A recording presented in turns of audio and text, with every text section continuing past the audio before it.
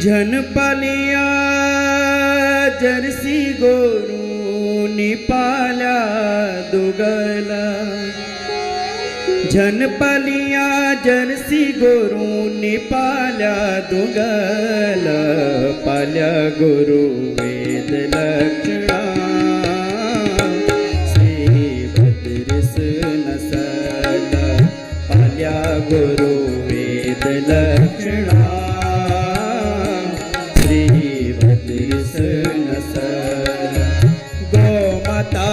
प्रगट करी श्री बद्रीनाथ देवा गौ माता के प्रगट करी श्री बद्रीनाथ देवा तन मन धन अर्पण करी करो या की सेवा तन मन धन अर्पण करी करो या की सेवा सेवा करिए की हो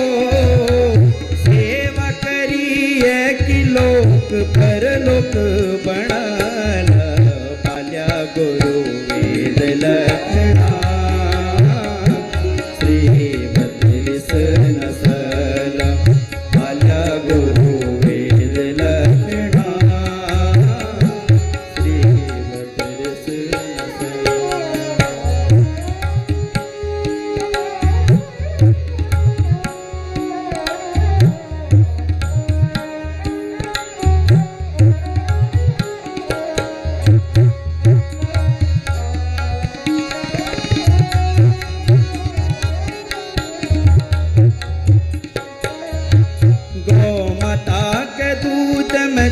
सद्गुण अपार गौ माता के दूध में छन सद्गुण अपार गोवर गौमूत्र मुछो जन को उपचार गोवर गौमूत्र मुछो जन को उपचार जन पिया बाजार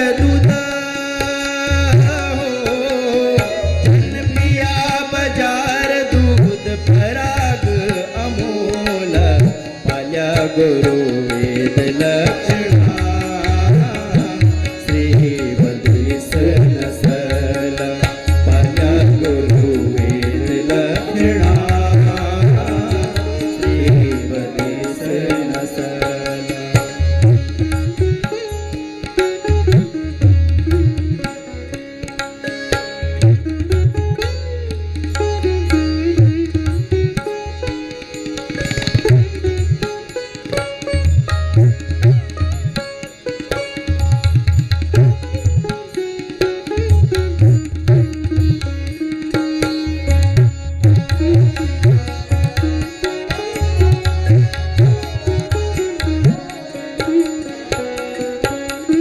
गौ आधारित कृषि करो भल भला अनाज गौ आधारित कृषि करो भल भला अनाज गौ माता की रक्षा करो धरो या की लाज गौ माता की रक्षा करो धरो या की लाज गौ माता की कृपा ले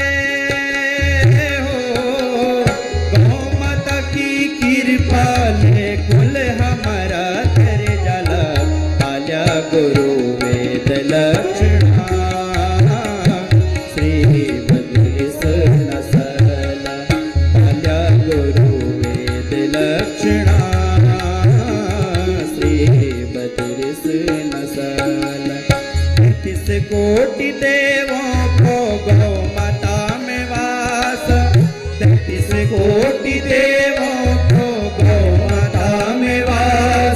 श्री कृष्ण गोपाल रुनि सदाय को पास श्री कृष्ण गोपाल रुनि सदाय को पास घर में आनंद होलो घर में आनंद फल फूल पाल्या गुरु वेद लक्षणा श्री बद्रीस नसल पाल्या गुरु वेद लक्षणा श्री बद्रीस नसल गौमाता की महिमा छे अपरंपार गौमाता की महिमा छे अपरंपार वेद पुराण यकीन पै सकन पार वेद पुराण यकीन पै सकन पार भक्त भगवंत गुरु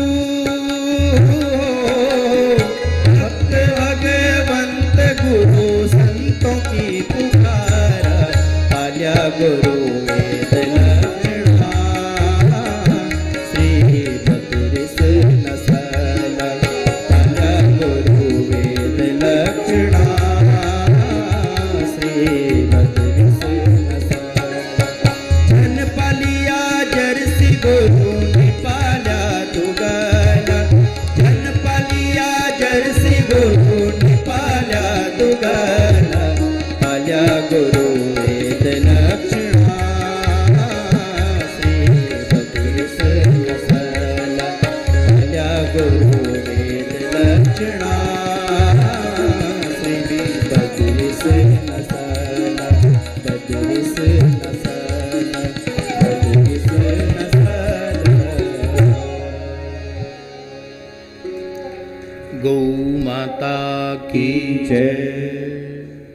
बद्रीस नस्ल की गाय पालन करो, ये इनके भजन का सार था।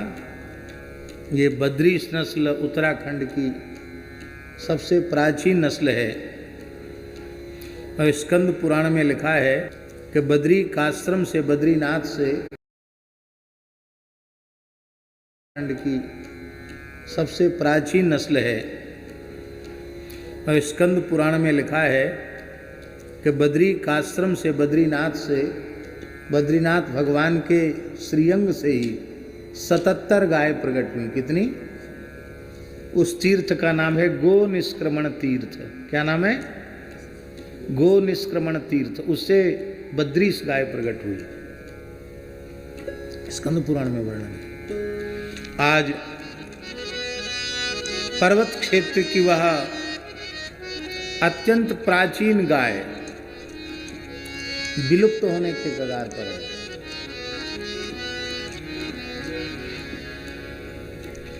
दूसरी गाय होती है, पहाड़ के लोग जानते ही नहीं थे। पूरे पहाड़ में बद्रीस थी, वहां भी जर्सी पहुंच गई, वहां भी भैंस पहुंच गई। और अब स्थिति ये है महाराज जी कि बद्रिकाश्रम क्षेत्र में, पूरे उत्तराखंड क्षेत्र में नस्ल का संहार इतनी तेजी से हुआ है, नस्ल का संक्रमण इतनी तेजी से हुआ है कि शुद्ध बद्रीस नस्ल की गाय खोजने से कठिनाई से मिलती है। अभी अपने भगवान का जो उत्तरकाशी वाला आश्रम है, जो उत्तरकाशी से ऊपर मनेरी डैम है, मनेरी डैम के 5-7 किलोमीटर ऊपर नेशनल हाईवे पर बिल्कुल गंगा जी के तट पर स्थित है। बहुत सुरम्य स्थान है उत्तरकाशी में। वहाँ अभी ये कार्य भगवत कृपा से आरंभ किया है, मूल बद्रीस नस्ल का संरक्षण और उसका संवर्धन। अभी 30 से ऊपर गाय गांव-गांव में खोजने से मिली हैं। अच्छे वृषभ, अब धीरे धीरे उनका विस्तार होगा और फिर विचार है कि पर्वतीय क्षेत्र में लोगों को फिर से उनके घरों में बद्रीस नस्ल को पहुंचाना। बर्फीले इलाके में वो चरती है, भयंकर से भयंकर ठंड भी वो सहन कर लेती हैं वो गाय।